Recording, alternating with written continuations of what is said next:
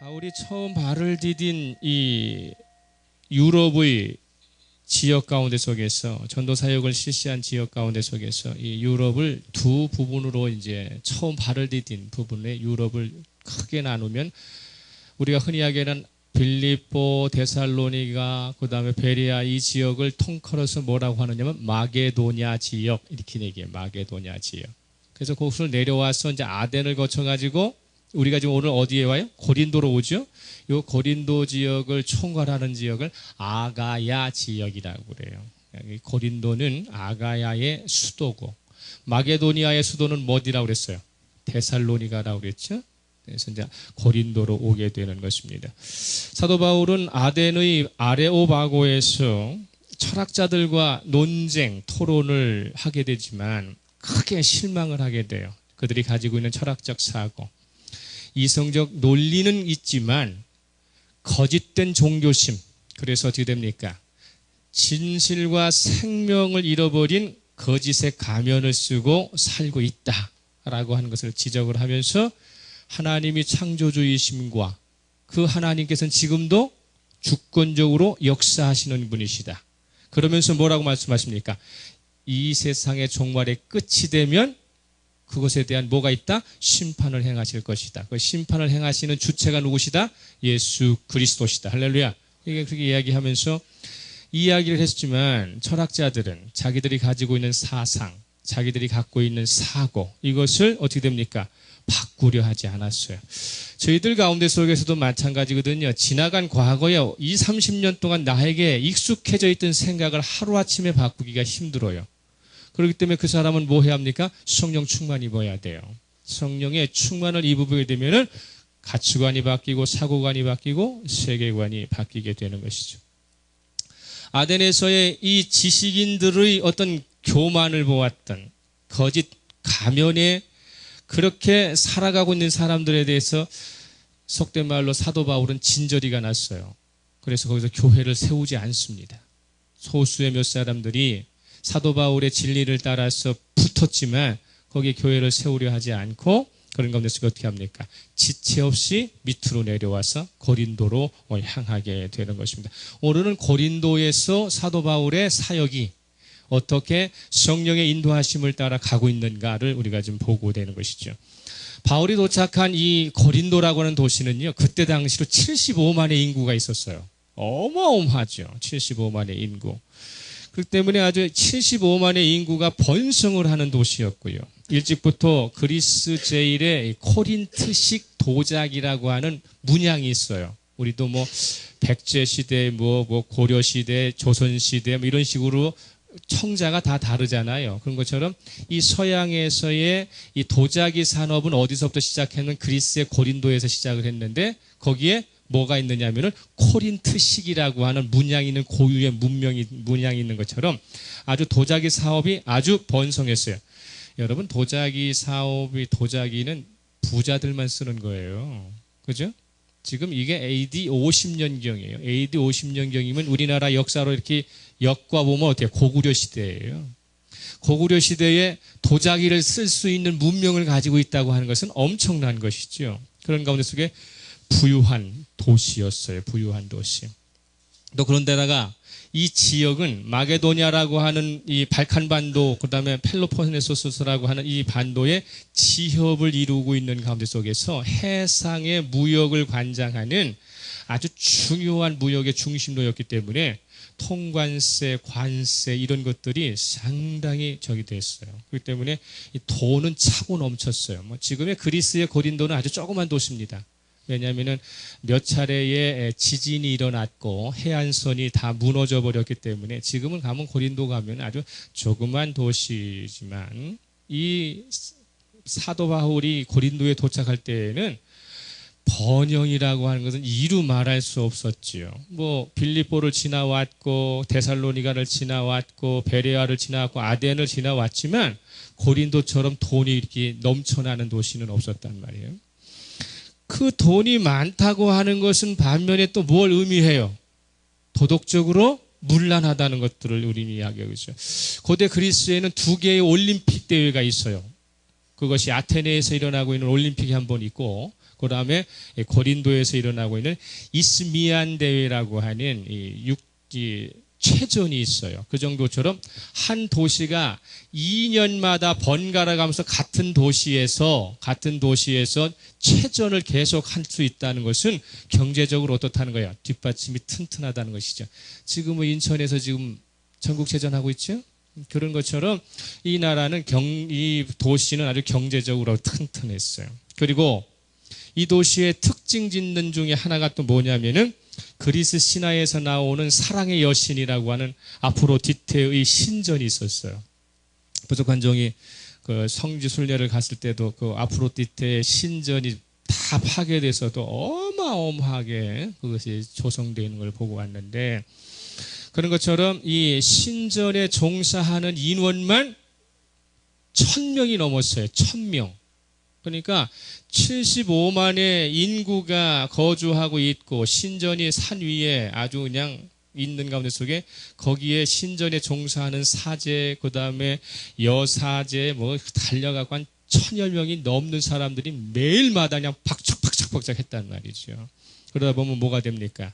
종교적으로 타락이 오죠. 성적인 타락이 오죠. 그래서 당시 헬라 세계, 그 시대 세계에서 도덕적으로 타락한 사람을 뭐라고 얘기했느냐면, 저 사람은 고린도 사람처럼 행동한다, 이렇게 얘기했어요. 그만큼 관용어구가 돼 있어요. 성적으로 타락하고 도덕적으로 타락한 사람을 뭐라고 얘기해? 저 사람 고린도 사람처럼 사는구만, 이렇게 얘기했을 정도로 아주 성적으로 아주.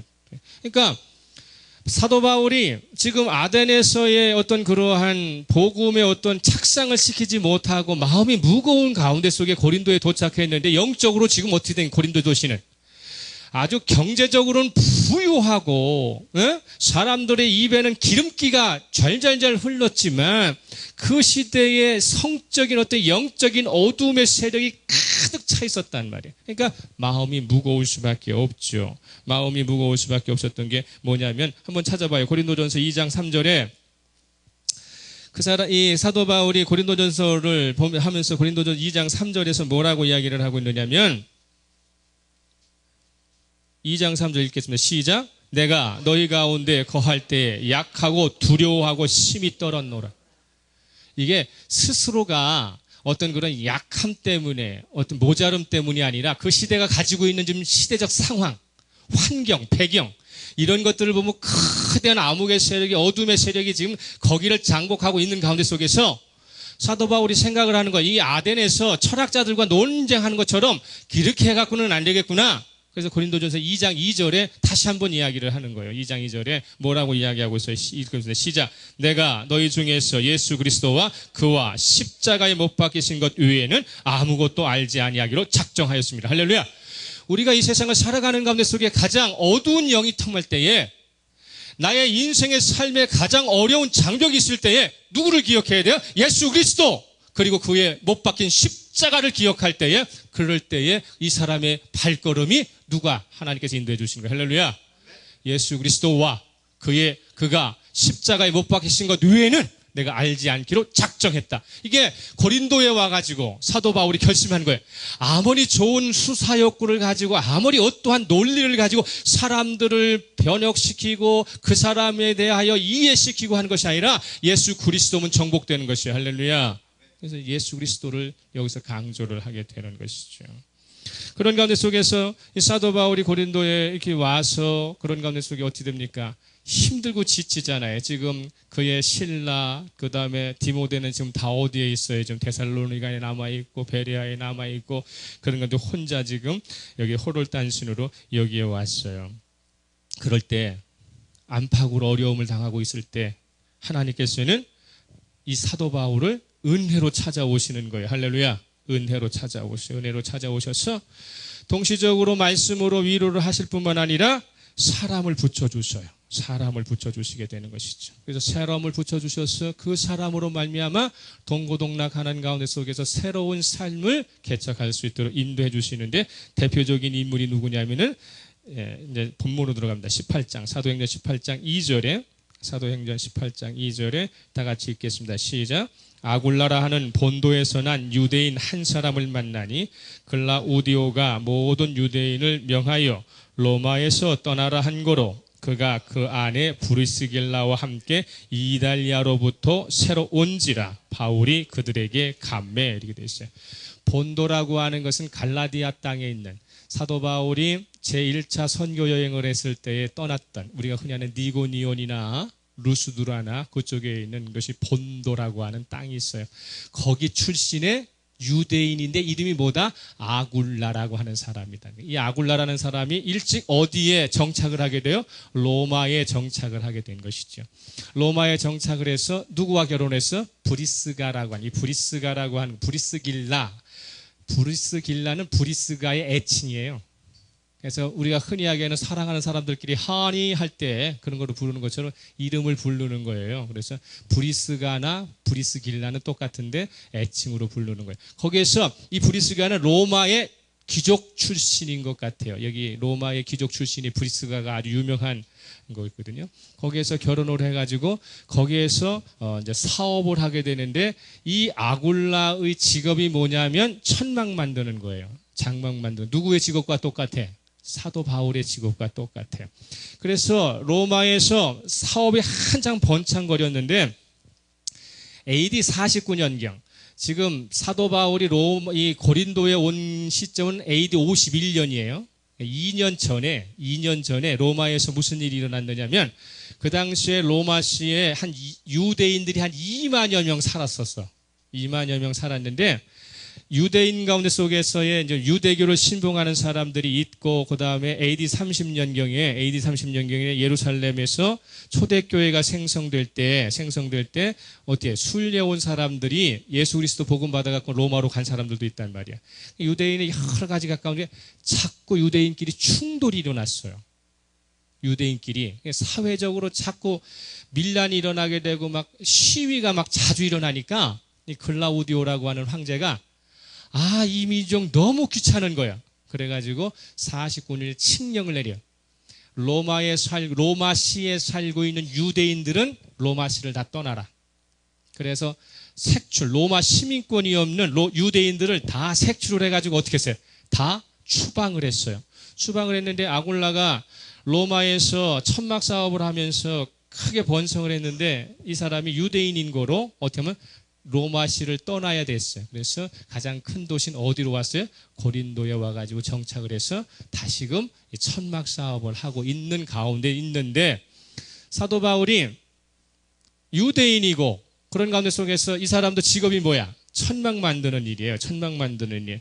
그래서 어떻게 되느냐면은 자기가 아굴라의 사업장에 사도 바울이 찾아가게 되는 거예요. 왜냐하면 유대인들은요 아주 좋은 관습을 하나 가지고 있는데 아버지가 전통과 규례들을 가르치면서도 아들에게는 반드시 한 가지 실용적인 기술을 가르쳐야만 했어요. 예? 그래서 유대인들은 공부하는 것 외에 자기가 먹고 살 수 있는 기술을 반드시 가지고 있어야 돼. 가문마다. 그래야만 나라가 멸망을 하고 어디를 가더라도 어떻게 돼? 어디 가서더라도 그 직업으로 먹고 살 수 있게끔 그렇게 유대인들은 관습을 가지고 있어요. 그래서 아들이면은 딸은 시집 가면 그만이니까 그러니까 기술을 가르치지 않았지만 아들은 반드시 기술을 가르쳤어요. 그래서 사도 바울도 바리새인이지만 기술을 가질 수 있어요. 바리새인은 하나님의 말씀을 가르치지만 돈은 받을 수가 없었어요. 그러니까 바리새인으로서 율법학자로서의 돈은 선물은 받을 수 있겠지. 그러나 뭘 가르치고 나서 돈을 받을 수 없어. 생업으로 돈을 벌 수 없었기 때문에 사도 바울은 뭐를 하면서 돈을 벌고 살았어요? 천막을 만드는 것을 가지고서 돈을 벌었어요.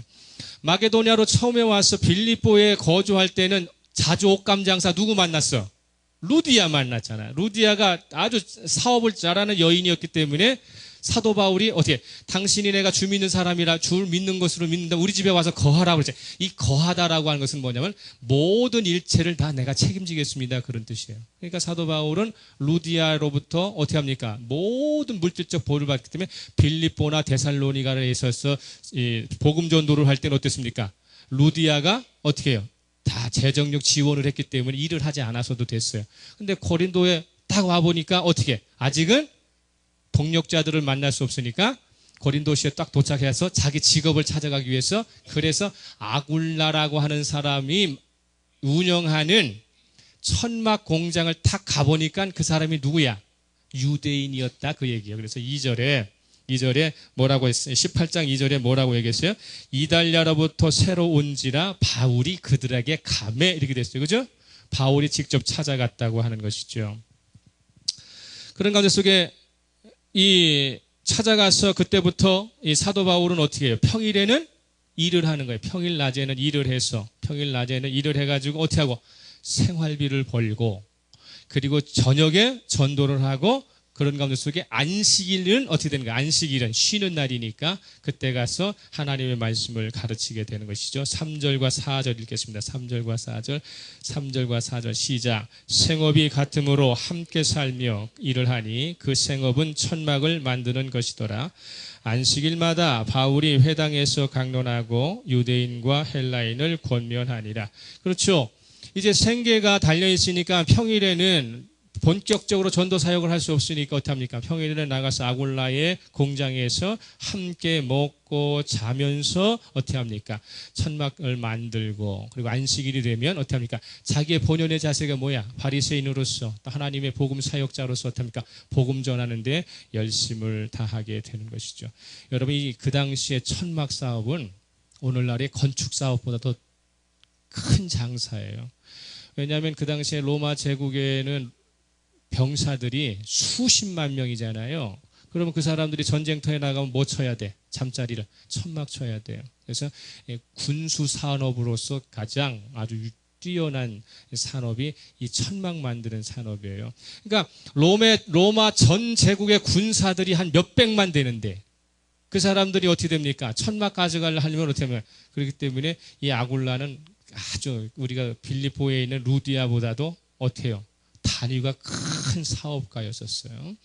그런 가운데 속에서, 그렇지만 사도 바울은 아직 아굴라와의 깊은 이면의 관계가 없으니까 어떻게 됩니까? 자기가 일을 해서 생계를 꾸려가고 시간이 나는 대로 어떻게 합니까? 하나님의 말씀을 전하게 되는 것입니다. 그런데 사도 바울이 고린도에서 이렇게 이런저런 일을 하는 가운데 속에 이제 사도 바울이 이제 안식일에 가서 말씀을 가르치고 전도 사역을 하니까 주변에 어떻게 되겠어요? 자꾸 이름이 알려지겠죠. 그죠? 그 사도 바울의 존재감이 어떻게 됩니까? 커지겠죠.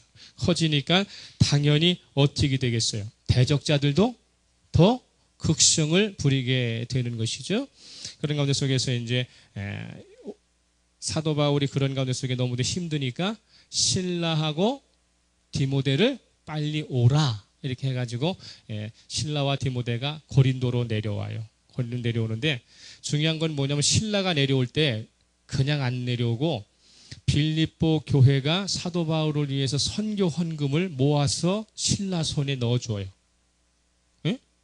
그러니까 신라에게 그냥 홀몸으로 투덜투덜 내려온 것이 아니라 빌립보 교회 루디아라고 하는 사업가가 있고 그 교회의 교인들이 사역을 하고 있는 사도 바울을 위해서 선교 헌금을 모아가지고 그래서 신라 손에 보내기 때문에 신라가 고린도에 도착하면서 바울은 어떻게 돼요? 생업을 좀 내려놓고 선교비를 가지고서 본격적으로 이제 복음 사역에 들어가게 되는 것이죠. 6절 봅니다. 6절. 본격적으로 예수는 그리스도라 증거가 되니까 6절 시작. 그들이 대적하여 비방하거늘 바울이 옷을 털면서 이르되 너희 피가 너희 머리로 돌아갈 것이요 나는 깨끗하니라 이후에는 이방인에게 가리라 하고, 유대인들이 가는 곳마다 어떻게 해요? 회방을 합니다. 하나님의 복음의 사역을 길을 만드는 것이 아니라 담을 쌓아갖고 자꾸 막는데, 이 고린도에는 경제적으로 부유한 사람들이 유대인들이 많았기 때문에 데살로니가나 베리아처럼 산발적이 아니야. 아주 조직적으로 사도 바울의 복음 사역을 방해하는 거예요. 그러니까 어떻게 합니까? 야, 이제 유대인 상대로는 안 되겠구나 라고 하면서 털어버리는 거예요. 이제 사도 바울은 이때부터 회당에 안 갑니다. 이때부터. 그래서 털어버리는데 이 유대인의 복음 사역을 포기하고 털어버리면서 이방인으로 가겠노라고 이야기한 것은 누구의 가르침을 받은 거면 예수 그리스도, 예수님의 가르침이 그거예요. 뭐냐면 예수님께서도 끝까지 정성을 다해서 하나님의 말씀을 전하고 그들에게 복음을 전하지만 받아들이지 않으면 복음 사역자가 복음을 전하는데 말씀을 전하는데 받아들이지 않으면 그럼 어떻게 하라? 포기하라고 말씀을 하셔요. 그게 어디서 나오냐면 누가복음 9장 5절에 뭐라고 말씀하시느냐면 누구든지 너희를 영접하지 아니하거든 그 성을 떠날 때에 너희 발에서 먼지를 털어버려 그들에게 증거를 삼으라. 이게 뭐냐면 하나님의 복음은 아주 그냥 영원히 전달되는 것이 아니에요. 유한한 거예요. 한계가 있어요. 나에게 기회가 있어요. 그 기회를 포착하지 못하면 그러면 복음 사역자가 발을 털면서 그를 떠납니다. 떠나게 되면 뭐라고 이야기하느냐면 하나님께서는 복음 받아들이지 않은 그 사람에 대하여 너에게는 무한 책임을 묻겠다는 거예요. 그래서 발 털어버리는 거예요. 우리 깊이 생각해야 합니다. 저와 여러분은 다행히도 하나님의 은총 안에 있기 때문에 이미 받아들였고 지금 복음을 살고 있지만 여전히 꾸준히 복음을 세상을 향하여 전하지만 그것이 영원하지 않다는 거예요. 어느 한순간에 가서는 문을 닫아버릴 거란 말이죠. 그러면서 문을 닫아버리게 되면 복음을 받을 기회를 상실하게 되는 것이죠. 주님께서는 그러한 가운데 속에 사도 바울이 위기를 당했을 때에 이제 찾아오셔서 다시 한번 힘을 주셔요. 우리가 9절 10절 18장 9절 10절 봅니다. 같이 읽겠습니다. 시작. 환상 가운데 바울에게 말씀하시되 두려워하지 말며 침묵하지 말고 말하라. 내가 너와 함께 있음에 어떤 사람도 너를 대적하여 해롭게 할 자가 없을 것이니 이는 이 성중에 내 백성이 많음이라 하시더라. 할렐루야. 이 하나님이 함께 하신다고 하는 복음으로 살아가는 믿음으로 살아가는 사람들이 때로는 곤경을 당하고 때로는 어려움을 당하고 그런 것 속에 대적자들을 만나서 넘어지고 자빠질지 모르지만 그가 진실하게 하나님을 향하게 되면 하나님은 반드시 찾아오셔서 말씀하시는데 어떻게 말씀하시느냐면 내가 너와 함께한다. 할렐루야. 하나님께서 함께 하신다고 하는 약속을 주시는데 이 약속은요 사도 바울에게만 주시는 것이 아니라 이미 노아 시대부터 그죠? 노아에게 찾아오셨잖아요. 너 방주 만들려고 할 때 세상 사람들이 다 조롱합니다. 그럴 때 뭐라 합니까? 내가 너와 함께 할 거야. 그죠? 모세에게 찾아가셨어요. 모세에게 아이고 내가 내려가가지고 하면은 사람들 다 조롱하고 웃깁니다. 그럴 때 뭐라 합니다? 내가 너와 함께 할 것이다. 그런 가운데 속에 오늘 우리가 특별히 기억해야 될 것은 여호수아예요. 지금 40년 동안의 훌륭한 지도자 모세가 광야 40년을 거쳐서 지금 어떻게 합니까? 가나안 땅을 바라보고 있는 가운데 속에서 모세가 어떻게 해요? 사망을 해버리고 말아요. 가나안 땅은 들어가야 되는데 그의 지도자 모세는 죽어버리고 그런 가운데 속에 어떻게 됩니까? 여호수아가 이제 그 이스라엘 백성들을 이끌어서 가나안 땅을 가야 하는데 첫째, 이스라엘 백성들이 두렵고 불안하죠. 왜? 누구를 잃어버렸기 때문에? 지도자를 잃어버렸기 때문에. 두 번째, 여호수아 또한 어떻게 됩니까? 야, 내가 모세처럼 할 수 있을까? 모세와 같이 지도력을 내가 발휘할 수 있을까? 라고 마음속에 어떻게 합니까? 두려움을 갖고 있을 때, 염려를 갖고 있을 때 그때 하나님께서 여호수아를 찾아가셔요. 여호수아서 1장 9절 찾아보세요. 여호수아서 1장 9절. 먼저 5절 6절부터 찾겠습니다. 5절 6절. 여호수아서 1장 5절에서 6절 시작. 내 평생에 너를 능히 대적할 자가 없으리니 내가 모세와 함께 있었던 것 같이 너와 함께 있을 것입니다. 내가 너를 떠나지 아니하며 버리지 아니하리니 강하고 담대하라. 너는 내가 그들의 조상에게 맹세하여 그들에게 주리라 한 땅을 이 백성에게 차지하게 하리라. 할렐루야. 중요한 것은 뭡니까? 함께죠. 그죠? 하나님이 함께 하신다. 하나님이 함께 하신다. 함께 하시는 하나님은 뭐 하시는 분이시다? 떠나지 않으시는 분이시다. 할렐루야. 우리와 함께 하시는 하나님은요, 말씀에 붙잡혀 있으면 떠나지 않으시는 분이에요. 말씀에 붙잡혀 있고, 그리고 내가 주님의 말씀에 내가 귀 기울이면은 절대로 버리지 않으시는 하나님이에요. 그러니까 사도 바울이 고린도에 와갖고 이 전도의 사역에, 복음의 사역에 여러 가지 어려움들을 만나요. 아주 대적자들 아주 조직적으로 밀려 들어와요. 그러니까 어떻게 마음에 어떻게 합니까? 불안도 있고 때로는 어떻게 번아웃 될 수도 있잖아요. 아무리 열심히 있는 사람이라도 말을 안 들어. 뭐가 진척되는 게 없어. 그렇게 되면 마음속에 뭐가 옵니까? 불안이 오죠. 네, 찾아오셨잖아요. 찾아오셔서 뭐라고 얘기합니까? 사도행전 18장, 넘기지 말고 사도행전 18장 10절에서도 뭐라? 내가 너와 함께 할 것이다. 이렇게 이야기하죠. 그러면서 9절, 10절 한번 봅니다. 여호수아서 1장 9절에서 10절. 여호수아서 9절에서 10절. 시작. 내가 내게 명령한 것이 아니냐. 강하고 담대하라. 두려워하지 말며 놀라지 말라. 내가 어디로 가든지 내 하나님 여호와가 너와 함께 하느니라. 여기까지만. 내가 어디로 가든지 누가 함께 하신다고요? 여호와께서 함께 하시겠다. 하나님이 함께 하시는 사람이 세상 두려울 것이 뭐가 있어요? 하나님이 함께 하시는 사람이 사업에 실패했다고 좌절할 필요가 뭐가 있어요? 병에 얻었다고 그거에 두려워할 필요가 뭐가 있어요? 하나님이 함께 하시면 죽어도 사는 것. 할렐루야. 하나님이 함께 하시면 죽어도 사는 것이에요. 사도 바울은 주님께서 친히 찾아오셔서 은총 가운데 속에 네가 이러저런 가운데 속에 고민이 많구나, 염려가 많구나. 그렇지만 나만 바라봐라. 나만 바라봐라. 그럼 어떻게 하시겠다? 함께 하여 주시겠다고 약속을 하시는 것이죠. 내가 너와 함께 하고 있다. 우리들의 인생의 삶 가운데 속에 하나님이 함께 하시는 사람이 두려운 게 있을까요? 하나님이 함께하는 사람은 두려운 게 있을 수 없죠. 주님의 말씀에 힘을 얻은 사도 바울은요, 도덕적으로 타락의 극치를 보이고 있는 이 고린도에서 힘을 얻어요. 다시 한번 돌아옵니다. 사도행전 18장 10절. 사도행전 18장 10절. 그러면서 사도 바울에게 어떤 희망을 주느냐면 10절 같이 읽겠습니다. 시작. 내가 너와 함께 있음에 어떤 사람도 너를 대적하여 해롭게 할 자가 없을 것이니 이는 이성 중에 내 백성이 많음이라 하시더라. 할렐루야. 사도 바울에게 또 한 가지 희망이 뭐예요? 네가 이 고린도의 75만이라고 하는 인구를 바라보니까 도덕적으로 성적으로 타락해갖고 아주 그냥 암흑한 영에 캄캄하게 채워져 있는 것 같은데 이 성에는 누가 많다? 하나님의 백성이 많다. 그럼 두 가지야, 두 가지. 이 하나님의 백성이 많다는 두 가지.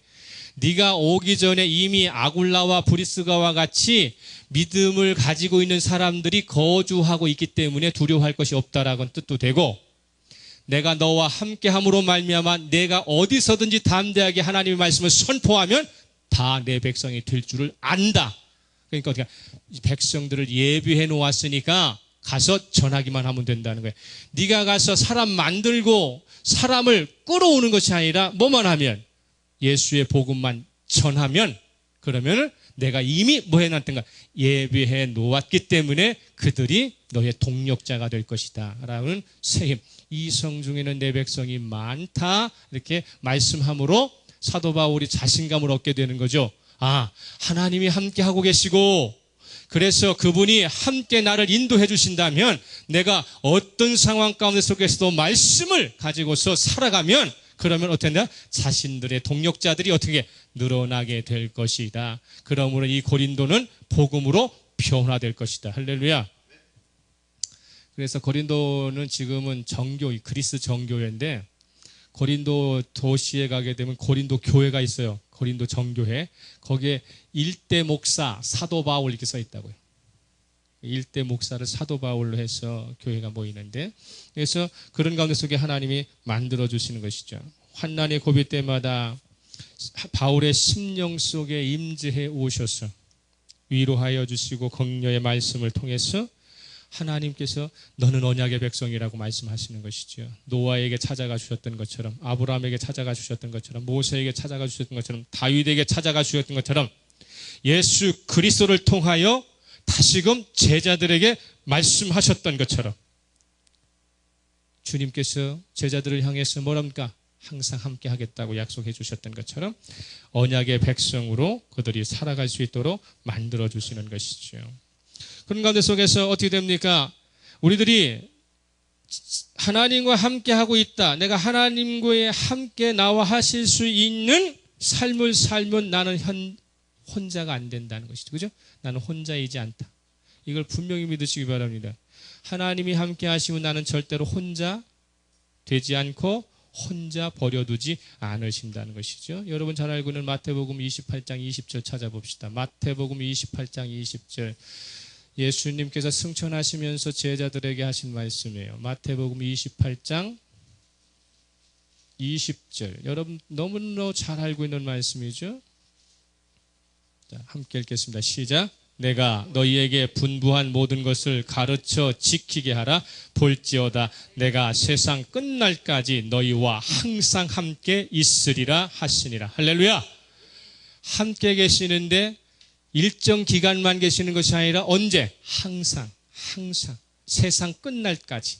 세상이 끝나는 날은 두 가지요. 세상이 끝나는, 개인적으로 세상이 끝나는 날은 언제야? 내가 죽는 날. 내가 이 세상에서 죽는 날이 세상이 끝나는 날이야. 그러나 주님께서 이야기하시는 세상이 끝나는 날은 언제요? 정말 심판이 오는 날이잖아. 심판을 행하시는 날. 우리가 주님의 심판이 행하시는 그날에도 주님은 나와 함께 하신다. 그러면 어떻게 해야 되는가? 내가 하나님의 말씀을 지켜내야 한다는 거야. 지켜내야 한다. 하나님의 말씀을 지켜내는 사람은 주님이 항상 함께 하신다. 믿으시기 바랍니다. 우리의 인생은 주님께 붙잡혀 있는 사람이라는 것이죠. 그래서 한 번은요, 예수님께서 벳세다라고 하는 고향을, 동네를 이렇게 가셨어요. 가셨는데 많은 사람들이 한 사람의 맹인을 이렇게 데리고 와가지고, 주님, 이 맹인을 고쳐주시기를 바랍니다. 라고 주님께 부탁을 했어요. 그래서 주님께서는 그것을 마다하지 않으시고 그 맹인을 고쳐주시는데, 찾아봅시다. 마가복음 8장 23절. 다 같이 읽습니다. 시작. 예수께서 맹인의 손을 붙잡으시고 마을 밖으로 데리고 나가사 눈에 침을 뱉으시고 그에게 안수하시고 무엇이 보이느냐 묻으셨다. 자, 중요한 것은 맹인의 손을 붙잡으시고예요. 주님은 그날 특별히 그저 내가 보기를 원하느냐고 묻지도 않으셨고, 그냥 말씀으로 내 눈이 나아졌다고 말씀하지 않으시고 맹인의 손을 잡으시고 동네 어귀로 내려가셔서 침 뱉어서 흙을 이기셔서 다시 또 눈에 바르시고 머리로 손에 안수하시고, 그러니까 손으로 머리에 안수하시고 그런 것을 자세히 이야기하고 있습니다. 저와 여러분이 사랑하는 상대의 손을 붙잡고 있을 때 얼마나 좋아요. 우리 권사님들, 집사님들, 그리고 현재 연애 중인 사람들, 특별히 황정재 집사와 김소연 집사, 연애 시절에 손 한 번 잡을 때 그 오는 찌릿찌릿함, 그건 감격을 잊을 수 없죠. 내가 사랑하는 사람의 손을 붙잡고 있다는 순간만큼 행복한 시간이 어디 있어요, 그죠? 그런데 지금 맹인의 손을 누가 붙잡고 계세요? 주님 붙잡고 계세요.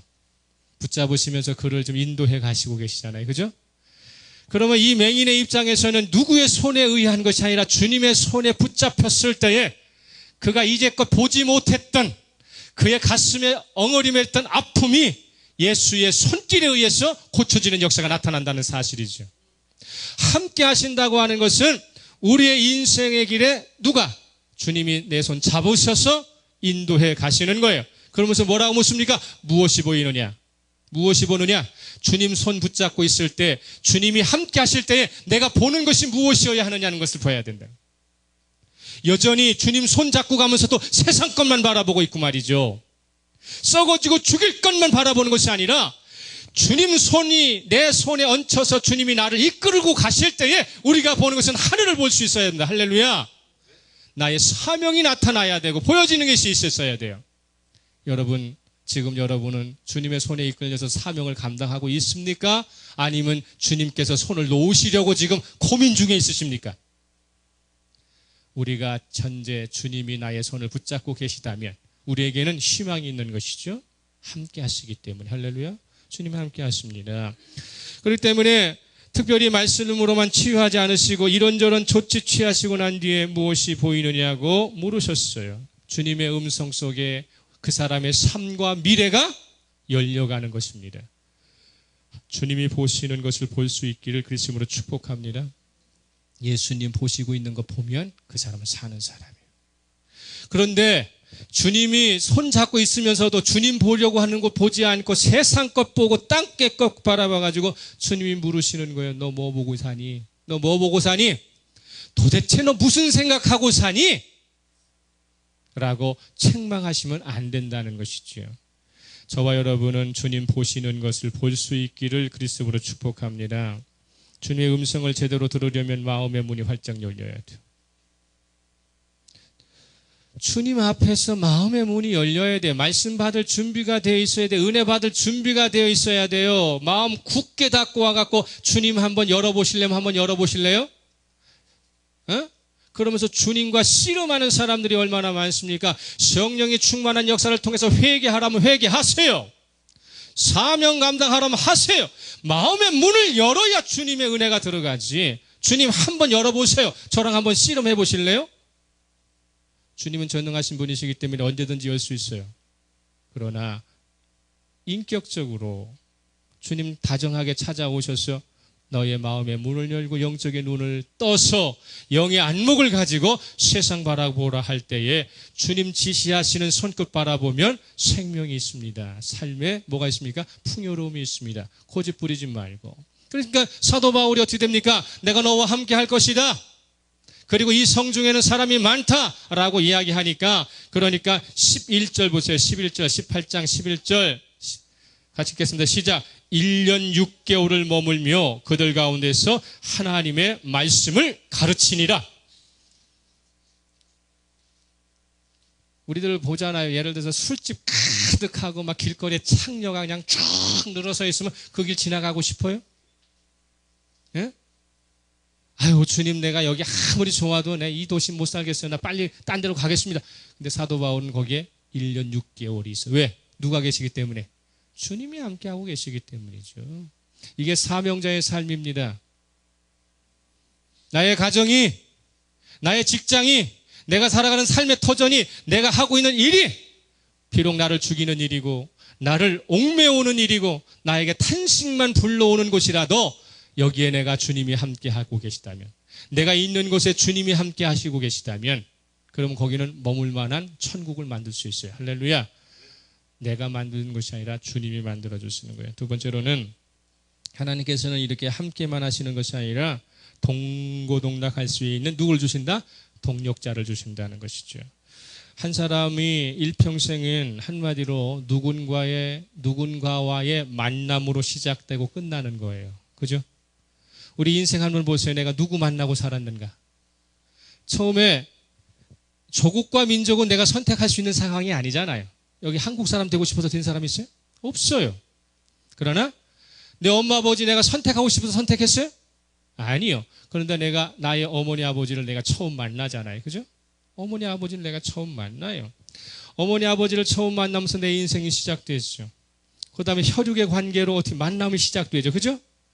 뭐 나에게 형제가 있을 수 있고 자매가 있을 수 있고 또 삼촌이 있고 사촌이 있고 오촌이 있고 집안의 혈연관계 속에서 혈연관계로 만나요. 그러면 혈연관계로 만나는 것이 끝나느냐? 내가 성장해가면서 사회를 진출합니다. 학교를 가고 진출하면서 누구를 만나요? 사람들을 만나죠. 그 사람들 가운데 누구의 영향력을 받고 있느냐? 누구와 함께 어울리느냐는 매우 중요한 것이잖아요. 사람은 만남이 중요한 것입니다. 누구를 만났느냐? 어떤 지도자를 만나고 사느냐? 어떤 남편을 만났느냐, 어떤 아내를 만났느냐, 어떤 동력자를 만났느냐는 매우 중요한 거예요. 기도해보지도 않고 사랑해보지도 않고 죽어보지도 않고 선택한 것에 대해서 포기할 수는 없잖아요. 주님께서 해주신 것이라면. 그런 가운데서 오늘 누구를 이야기하고 있느냐면 기억해야 될 것은요. 내가 만나는 사람들에게 내가 만나는 사람들이 나에게 선한 영향력을 끼치기를 원하는 만남은요, 유치한 만남이에요. 즉, 친구를 우리가 유유상종이라고 얘기해서 얘는 옳고 그러니까 나는 얘는 친구 안 삼고 얘는 뭐하고 이게 가려서 사는 것은 유치한 만남이라고요. 우리들이 흔히 이야기하는 것처럼 친구 잘 만나야 되고 뭐 잘 만나고 뭐 잘 만나야 그 사람의 인생이 남편 잘 만나야 되고 아내 잘 만나야 이런 거죠. 그런데 중요한 것은 뭐냐면 예수 그리스도가 복음이 내 안에 들어오고 예수 그리스도가 내 안에 들어오시면 내가 만나는 사람들마다 나의 영향력으로 말미암아 그들이 선하게 변하는 것입니다. 할렐루야. 그런 삶을 살려고 해야지 이미 만들어져 있고 이미 조성되어 있는 사람을 통해서 내가 그 사람들에게 이익을 얻고 영향을 받으려고 하는 것이 아니라 내 안에 살고 계시는 예수 그리스도로 말미암아 내가 만나는 모든 사람들마다 선하게 만들 수 있는 영향력을 행사할 수 있도록 그런 만남을 만들어가는 능력의 사람 되시기를 그 이름으로 축복합니다. 그런 사람 돼야 돼요. 우리의 선한 능력이 예수 그리스도로 말미암아 나타나는 것이거든요. 사도 바울은 자기가 만나는 사람들이 어떤 사람이든 간에 상관없어요. 그 안에 누가 계셨기 때문에, 예수 그리스도 계셨기 때문에 만나는 사람들마다 자기의 선한 영향력으로 사람을 변화시키는 것입니다. 부모 잘못 만나서 내 인생 망쳤다고 이야기하고 누구 잘못 만나서 내 인생이 꼬꾸라졌다고 하는 것이 아니라 내 안에 예수 그리스도 살아계시면, 내 안에 주님께서 함께 하시는 능력이 있으면 세상을 변화시키는 것입니다. 주님은 오늘 우리를 그렇게 부르셨어요. 나가서 변화시키라. 나가서 선한 영향력 끼치라. 그런데 우리는 지금 어떻게 생각하고 있어요? 이 사람 때문에 안 되고 이 환경 때문에 안 되고 저래 때문에 안 되고 안 되는 것이 투성이니까 그 사람 바꿔주시고 그 환경 바꿔주세요. 이렇게 이야기해요. 바꿔줘봤자 내가 변하지 않았기 때문에 또다시 그 환경은 다르게 되는 것입니다. 그러나 내 안에 변하는 능력이 생기고 내가 변화시킬 수 있는 능력이 생기면 어디를 가든지 간에 거기를 버리는 거예요. 선한 싸움을 싸우고, 그죠? 달려갈 길을 달려가고 믿음을 지켜내는 가운데 속에 뭐를 얻을 수 있어요? 의의 면류관을 얻을 수 있다는 사실입니다. 하나님과의 만남은 매우 중요합니다. 왜냐하면 하나님과의 만남은 하나님이 부르시지 않으면 절대로 만날 수 없습니다. 우리가 만나고 싶다고 해서 만나는 게 아니에요. 하나님은 우리에게 찾아오셔야만 만날 수 있어요. 우리는 지금 주님이 찾아오셔서 주님과 만남을 갖고 계시다는 것이죠. 그러면 하나님과의 만남을 가지고 있는 이 사람은 이제 무슨 관계를 일으켜야 돼요? 동력자의 관계, 동고동락할 수 있는 관계로 승화되어야 하는데 그 사람들 중에 대표적으로 오늘 누구를 이야기하고 있다? 아굴라와 브리스가 이야기를 하고 있다는 것입니다. 이 부부의 이름은요, 신약에서 대략 6번 나와요. 6번. 아굴라와 브리스가 이름이 6번 나와요. 대단히 많이 나오는 거예요. 그죠? 그런데 2번은 아굴라라는 남편 이름이 앞에 나오고 4번은 아내 이름이 앞에 나와요. 그 얘기는 뭐예요? 사도 바울의 복음의 사역 가운데 속에 교회의 공동체 안에 아굴라보다는 누가 더 중요했다? 브리스길라가 더 중요한 역할을 하기 시작했다는 뜻이에요. 그렇기 때문에 교회는 남녀의 차별이 또 없다. 없다.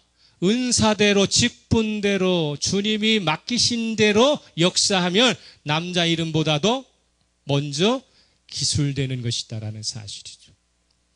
차별이 없는 시대. 그리고 은사를 어떻게 합니까? 최선을 다해. 그렇다고 또 아굴라가, 브리스길라가 교회에서 큰 중직을 맡고 큰 일을 했다고 그래갖고 삐져가지고 교회 안 나오고 그러지 않았다 그 말이에요. 항상 어떻게 했어요? 보조하고 보호하는 가운데 속에 교회의 영향력을 키워냈다는 것입니다. 교회는 그런 것입니다. 은사를 따라서 하나님의 역사를 동력하는 것이죠.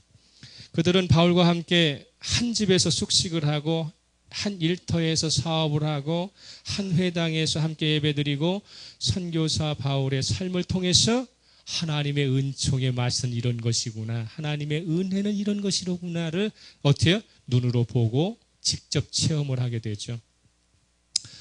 이 부분은 바울과 함께 신앙생활을 하면서 많은 것을 배우게 됐고요. 또 바울은 이 부부를 통해서 진정한 하나님의 나라는 어떤 것인가를 꿈꿨어요. 그만큼 사도 바울에게 있어서 아굴라와 브리스길라의 가정은 매우 중요한 역할을 감당하게 됐지요. 복음 사역자와 이 부부는 동고동락하면서요, 신앙은 나날이 발전해 가서 하나님이 기뻐하시는 것이 무엇인가, 하나님의 영광된 삶이 무엇인가를 배우게 되고 그래서 삶에서 하나하나씩 실천해 나가게 됩니다. 아마도 이제 사도 바울이 고린도 교회에서 이제 고린도 지역에서 떠나서 이제 에베소 지역으로 옮겨갈 때에 이 아굴라와 브리스가가 먼저 에베소로 옮겨가거든요. 먼저 옮겨가가지고 거기서 터전을 잡아놔요. 그래서 다시 고린도 교회로, 고린도에서 에베소로 누가 움직여? 사도 바울이 움직일 때에 이 아굴라와 브리스가는 벌써 에베소에서 이 터전을 닦아놓고 기다리고 있었어요. 그러면서 이 사도 바울에게 자신이 살았던 로마에 대한 그리고 로마 교회에 대한 이야기를 정성스럽게 정보를 주게 되죠. 그래서 에베소에서 로마서라고 하는 우리 이 성경의 가장 중요한 로마서가 작성이 되거든요. 이 로마서를 작성할 때 가장 공유한 사람이 누구냐면 아굴라와 브리스길라예요. 그만처럼 이 아굴라와 브리스길라는 한 번 사역자를 돕고 만 것이 아니라 가는 곳마다 어떡합니까? 터전을 만들어서 복음의 사역자가 돼서 동고동락을 하게 됩니다. 나중에 글라우디오 황제가 죽어요. 글라우디오 황제가 죽어가지고 55년경쯤이나 이렇게 돼가지고 이제 다시 유대인들이 다시 로마로 복귀를 하게 됐어요. 복귀를 하게 될 때 이 에베소라고 하는 큰 도시에서 사업을 하던 아굴라는 다시 어떻게 합니까? 로마로 다시 넘어가요. 로마로 넘어가서 다시 거기서 로마 교회를 재건하기 시작을 합니다. 그래서 사도 바울은 그래서요, 뭐라고 이야기하고 있느냐면 로마서 16장 3절 4절 찾아보세요. 로마서 16장 3절 4절 시작. 너희는 그리스도 예수 안에서 나의 동력자들인 브리스가와 아굴라에게 문안하라. 그들은 내 목숨을 위하여 자기들의 목까지 내놓았나니 나뿐 아니라 이방인의 모든 교회도 그들에게 감사하느니라. 할렐루야. 동고동락이라고 하는 복음을 향한 동고동락은요, 일시적인 것이 아니에요. 하나님의 나라를 이루기 위하여 함께 일관성 있게 끝까지 가는 거예요. 이 사도 바울은 한편으로는요, 행복한 사람이었었어요. 그죠? 빌립보에 가면 누구를 만나게 하시고, 루디아 만나게 하시고, 그죠? 고린도에 가면 누구 만나게 하시고, 아굴라와 브리스길라 만나게 하시고, 뭐 디모데를 만나는 경우에, 신라를 만나는 경우에, 디도를 만나는 경우에 이런저런 가운데서 하나님이 다 어떻게 예비해 놓으시고, 그리고 만들어 주시고, 붙잡혀 주시고, 이렇게 해가지고 하나님의 역사를 만들어 가는 것이죠. 그런 가운데 속에서 사도 바울이 마지막 편지, 사도 바울이 마지막 디모데라고 하는 자기의 제자 마지막 편지를 보낼 때에 그때에도 이 두 사람의 이름을 빼놓지 않아요. 찾아봅니다. 디모데후서 4장 19절 시작. 브리스가와 아굴라와 및 오네시모로 집에 문안하라. 지금 이 사도 바울이 로마에 마지막 갇혀가지고 디모데 후서라고 하는 마지막 편지를 쓰면서 디모데에게 부탁하는 거예요. 응? 브리스가와 아굴라의 집, 오네시모로는 우리 빌레몬서에 나오는 누구죠? 종의 출신이죠? 이 집에 문안해라. 이 집이라고 하는 것은 교회라는 뜻이에요. 왜? 옛날에는 다 어디서 모였기 때문에? 집에서 교회를 이루었기 때문에. 그래서 그렇게 하는 것이죠. 우리들의 삶 가운데 속에 하나님의 사역자의 삶 가운데 속에 여러분의 동력자는 누굽니까? 복음의 동력자는 누구예요? 자, 옆에 있는 분 손잡으세요. 옆에 있는 분 손잡으세요. 새로 오셨지만 한번 손잡으세요. 자, 복음의 사역자가 바로 옆에 있는 손잡으신 분입니다. 할렐루야. 교회에서는 옆에 있는 분이 복음의 동력자입니다. 가정에서는 남편과 자식이 복음의 동력자예요. 그러려면 어떻게 됩니까? 그만 마. 그 부분 가운데 속에 우리들이 생각할 수 있는 것이 뭐냐면 변함없이 언제든지 전도자를 통해서 그의 집안을 문안하라. 그의 집안에 대하여 감사하라고 나와야 되지 않겠어요? 그죠? 저희들이 이 땅을 살아가는 가운데 속에서 가장 중요한 것은 뭡니까? 저와 여러분이 함께 복음의 사역을 감당하고 그리고 내 옆과 뒤에 있는 사람들이 복음을 감당할 때에 하나님, 제가 아내 때문에, 남편 때문에, 누구 때문에, 어떤 집사님 때문에, 어떤 권사 때문에, 어떤 우리 목사님 때문에 내가 복음의 사역자 됐습니다. 하늘의 상급이 큽니다. 라고 하는 자부심을 가지고 살아야 한다고 하는 사실입니다. 그렇기 때문에 우리 모두는 이제 브리스길라와 아굴라와 같은 신앙의 본을 가지고 있어야 돼요. 이 아굴라와 브리스가는요, 가정에서도 교회에서도 사업소에서도 여전히 신앙의 균형을 이루었어요. 이거 매우 중요한 겁니다. 교회에서는 집사하고 교회에서는 목사인데 가정 가면 폭군되고, 교회에서는 성실한 지도자인데 회사 가면서는 회사가 갖고는 나는 장로야, 나는 집사야 그러면서도 밑에 사람들 마냥 개차반 만드는 사람들이 얼마나 많은지 몰라요. 제일 얄미운 사람이 뭔 줄 알아요? 야, 나 예배 드리고 올 테니까 니네 좀 일 좀 하고 있어. 이런 사람들 많아요. 회사 가가지고. 조금 직급 있는 사람들 뭐라 그래? 나는 주일날 예배 드려야 되니까 너희들이 나와서 출근해가지고 이런 일 저런 일 해놔. 이런 사람들 많아요. 하나님 나 부끄러운 거예요, 그게. 가정과 교회와 사회의 신앙의 균형이 일정해야 된다는 사실. 할렐루야.